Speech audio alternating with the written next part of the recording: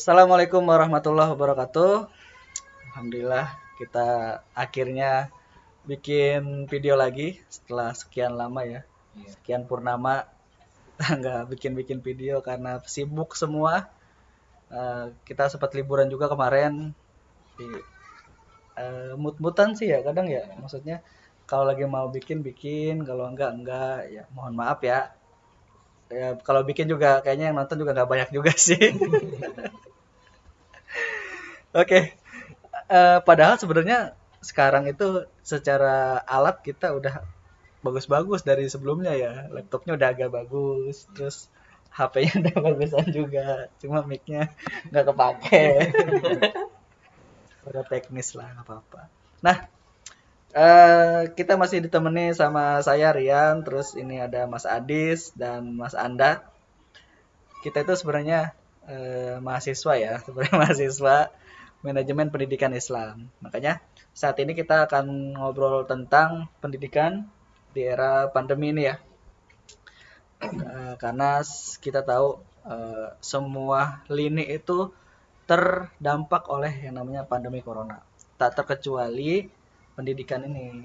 Kalau mungkin ekonomi kita udah tahu ya. PSBB diperketat, Alfamaret, Indomaret juga ditutup lebih awal, jam 7 malam kalau nggak salah tuh. Dan banyak lagi. Nah, masalah yang pertama, eh, saya ngajar ya, teman-teman ini juga mungkin walaupun nggak ngajar, mereka pemerhati pendidikan lah, karena jurusan kita pendidikan.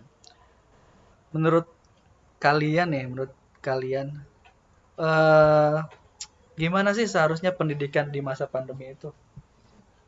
Coba dulu, Anda dulu, jangan gini keser. Mas Anda dulu deh. Kalau ngelihat pendidikan sekarang lah secara umum di masa pandemi, terutama di Indonesia dulu ya, di Indonesia. Ini semasa pandemi ini apa ya, sebenarnya sangat bagus ya momennya. Jadi mulai dari apa, kalau dulu kan modelnya klasikal ya, klasikal di kelas kan ya. Jadi kita coba menggunakan teknologi ya, jadi ini seperti lompatan yang cukup jauh Cepet ya. ya. Cukup jauh. Soalnya gini, kalau nggak salah juga dulu udah cita-citanya mau ke sana karena Ya, menggunakan digitalisasi. Cuma mungkin karena banyak kendala, banyak proyek juga, akhirnya susah tuh. Karena cuma corona ini malah iya terlaksana gitu ya, kan, walaupun terlaksana kan terpaksa. seperti itulah apa namanya. Jadi posisinya kita belum terlalu siap ya Bang. Hmm, Sebenarnya secara itu belum terlalu siap, cuma karena dalam kondisi yang terpaksa ya, jadinya ya tetap diterapkan. iya, Tapi sejauh ini sih ya lumayan bagus lah ya. lumayan lah ya, Lumayan. lumayan. Kalau Mas Adi sendiri melihat fenomena pendidikan di era pandemi ini udah hampir setahun ya, hampir anniversary yang pertama bulan Maret. Nah, gimana tuh ngeliat pendidikan sekarang hampir setahun kita online? Saya berharap, saya kira saya berharap ya, bahwa pemerintah itu harus segera buat kurikulum baru tentang pendidikan, eh, eh, apa, jarak jauh Dari daring ya, pendidikan daring. Konsepnya bagus. seperti apa dan apalah namanya juga, Metode. metodenya seperti apa, jangan seperti Merdeka Belajar. Merdeka Belajar itu juga itu copy paste ternyata dari sebuah sekolahan, itu di copy paste diambil oleh apa Kementerian. kementerian itu.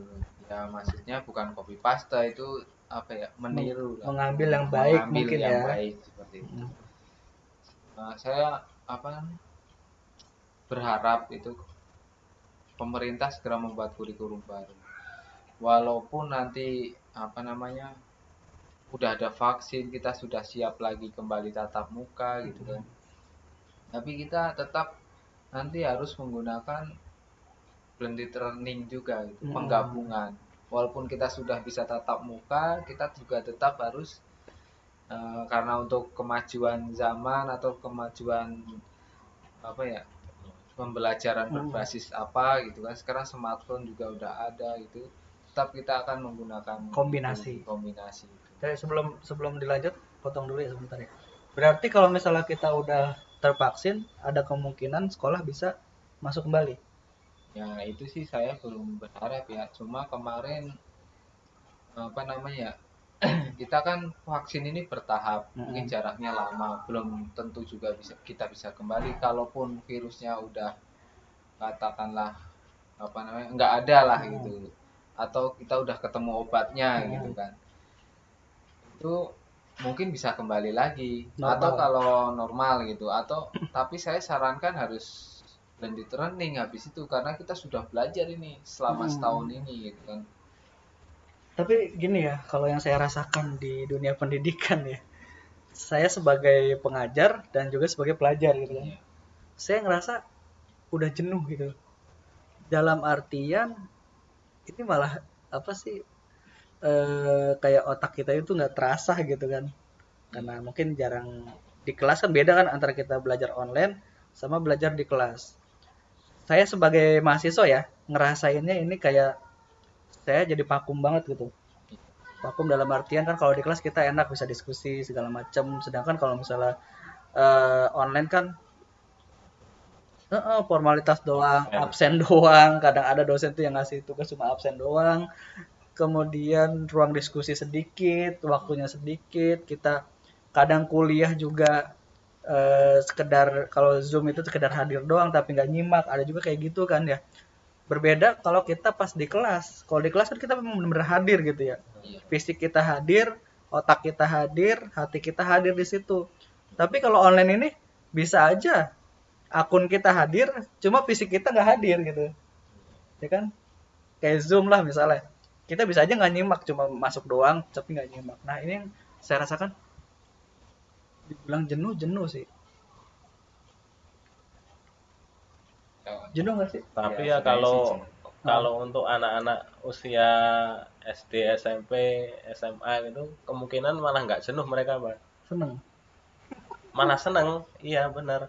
Ya ibaratnya kalau kita apa mereka sekolah kan ya Ah, waktunya kan bisa mungkin sehari sekitar 6 jam 7 jam gitu kan ya. panjang. Tapi dengan apa daring kayak gini kan cuma terpotong cuma kepake berapa. Sedikit. Habis Tapi itu kan gamenya bisa panjang.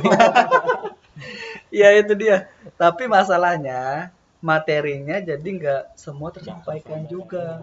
Nah, itu perlu itu tadi kurikulum yang diubah Baru itu. yang maksudnya gini loh, yang diperbarui itu Tapi sebenarnya kurikulumnya apa, cara mengajarnya, metodenya kan beda kan. Kalau kurikulum kan memang kerangka yang memang didesain. Kalau metode kan cara dia delivery ya, penyampaiannya ya kan, penyampaian kurikulum. Nah, yang diganti itu kurikulumnya, apa metodenya. ya kalau saya kira harus dua-duanya ya. Kalau Hmm. kita metode, katakanlah di satu sekolah menggunakan metode ini dan berhasil gitu, Hmm. mana mungkin sekolah lain mau meniru begitu saja Hmm. kalau tidak ada peraturan sesuai dengan kurikulum gitu. Hmm. Oh, sana berhasil gitu ternyata. Tapi ternyata selama ini kita yang tatap muka aja, sekolahan yang di perkotaan anggap saja Hmm. itu berbeda dengan apa yang di sana gitu. Betul. Ada yang apa? Saya kira ada yang di daerah terpencil gitu. Hmm. Apalagi dengan yang masih rumit seperti ini kita gitu kan. Ya saya berharap apa namanya? Kalau sudah bisa misalnya kita satu kali online, dua kali pertemuan. Jadi ketika online itu kita membahas tentang materi-materi. Jadi nanti ketika pertemuan, saya berharap itu adalah sebuah apa Bahasa. timbal baliknya gitu. Coba mengetes siswanya itu dari materi yang minggu kemarin itu diberikan secara online itu masuk nggak, atau dia ingin mengkritisi materi itu, bisa nanti dia bisa kelihatan dari Hmm. proses sebelumnya dia nyimak atau tidak gitu, itu Hmm. bisa kelihatan pas tatap muka gitu. Nah, jadi bisa dievaluasi pas tatap muka gitu Iya, pembelajaran online ya. cuma kan sayangnya kita hari ini belum bisa Belum ya bisa kan. tatap muka sama sekali. Karena kemarin kan rencananya semester 2 ini, rencananya ya Iya, mau tatap muka. Itu kita udah disurvei dari dinas segala macam, sekolah-sekolah itu udah disurvei, cuma pas pas saat survei itu nggak lama kemudian ada surat edaran dari bupati bahwa tidak merekomendasikan untuk tatap muka. Akhirnya dibatalin lah semuanya. Kita sih sebenarnya udah ada angin segar ya pas itu mau tatap muka tuh kan kita udah nyiapin berbagai perlengkapan untuk tatap muka, protokol kesehatan dan segala macam. Cuma memang karena ada tamu, karena angka COVID ini semakin lama, itu tahu kata jangan habis. Karena angka COVID-nya katanya semakin tinggi, makanya ditunda dulu. Nah, oke kita lanjut ya. Selanjutnya masih tentang pembelajaran online sih. Sebenarnya siswa itu nyaman gak sih belajar online? Nah itu saya bilang tadi, mungkin kebanyakan untuk anak-anak laki-laki ya Senang. banyak yang seneng. Sebenarnya gini, saya satu sisi positif juga sih, ngerasanya positif karena saya punya punya pandangan sendiri ya. Kalau anak-anak ya usia SD itu sebenarnya jangan malah banyak belajar secara kognitif, secara pengetahuan gitu sampai 1 hari full day gitu. Malah saya ngeliatnya kasihan gitu. Sedangkan motoriknya atau geraknya atau mainnya lah ya kurang gitu. Ya. Makanya di pandemi ini saya lihat anak-anak main tuh seneng gitu loh. Iya. Malah saya seneng kalau ngeliat anak-anak main tuh. Kan? Iya. Seneng tapi di satu sisi ini kebablasan enggak gitu kan. Karena saya punya pandangan juga bahwa sekolah-sekolah yang full day gitu ya kelamaan nggak usah itu kasihan anak-anak tuh belajar kebanyakan apalagi kelas 1 kelas 2 udah bisa sampai jam 2 itu lama banget sekolah tuh sampai satu hari gitu sedangkan dia itu sebenarnya masa-masa untuk mengembangkan diri melalui aktivitas di luar bener gak? Iya. Mas Adis? Iya. Secara apa ya, teori kognitif kan kita ada masanya ya. Umur sekian kita harus belajar apa. Umur sekian kita udah mulai apa. Itu udah ada di teorinya Abraham Maslow gitu. Itu Maslow bukan? Iya. Bukan Abraham Maslow. Bukan Maslow ya itu Android ya.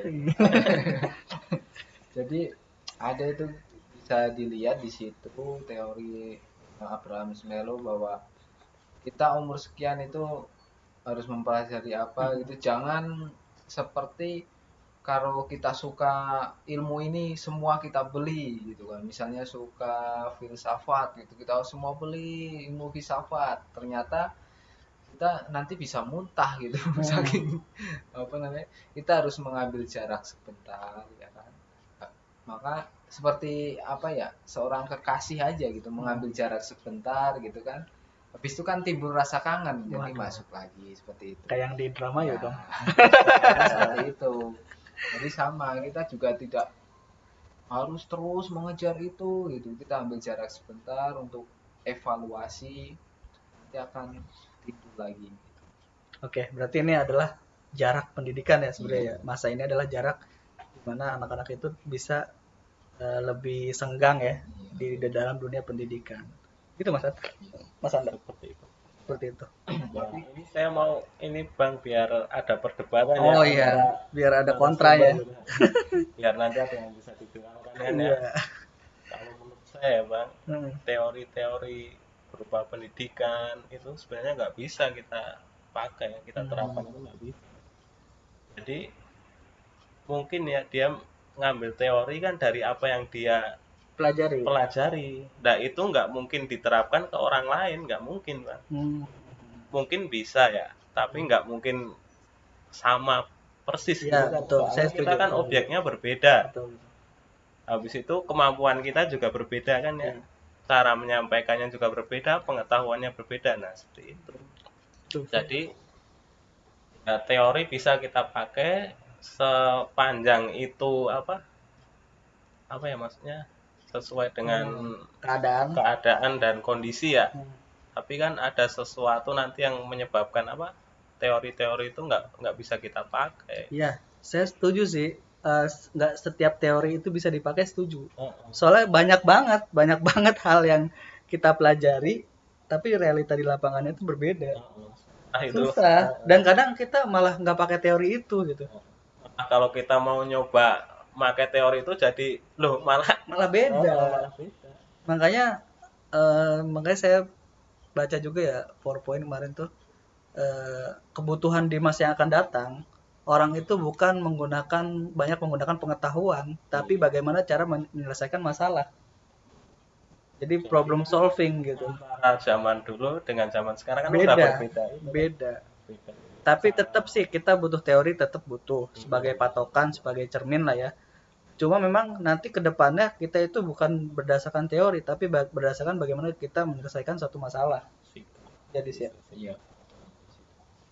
setuju nih. Cuma kalau dari teorinya Samuel Siapa lagi? Apalagi Saya searching dulu, salah namanya. Ini soalnya yang nonton ini Samuel orang-orang Bloom ya, smart people juga.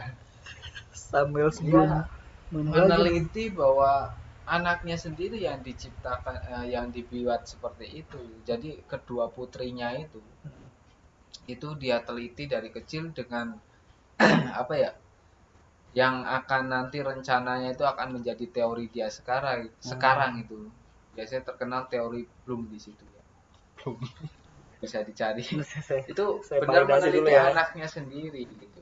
Mungkin anaknya Bloom itu dengan apa ya, ya yang katakan tadi kemampuan orang berbeda itu, tapi kan kita dibekali oleh Alkitab wal Hikmah. Masya Allah. Kitab kita sebagai pedoman hidup, hikmah itu kita diberi apa ya, suatu daya tangkap gitu untuk mencari sebuah kebenaran, kayak mencari sebuah pengetahuan ya.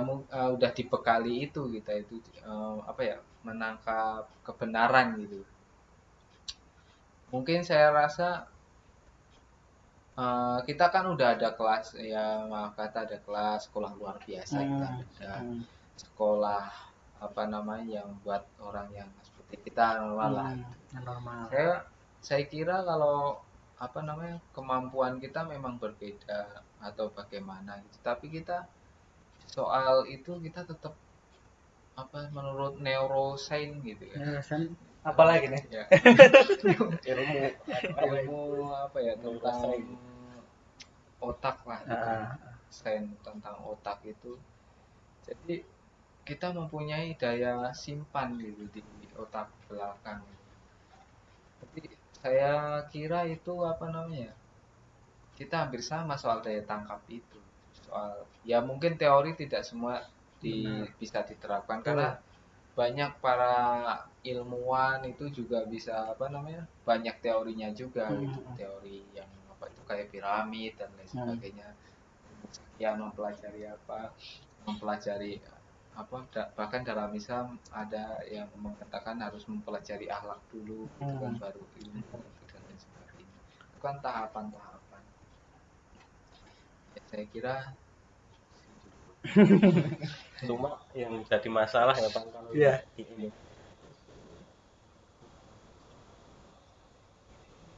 Apa tuh? Metodenya itu ya tadi. Tapi sebenarnya standarnya kita dibikin standar yang sama, Bang. betul. Standarisasi ya. Iya. Ya dengan bakat pintar matematika gitu kan. Kan itu belum tentu dimiliki oleh anak lain.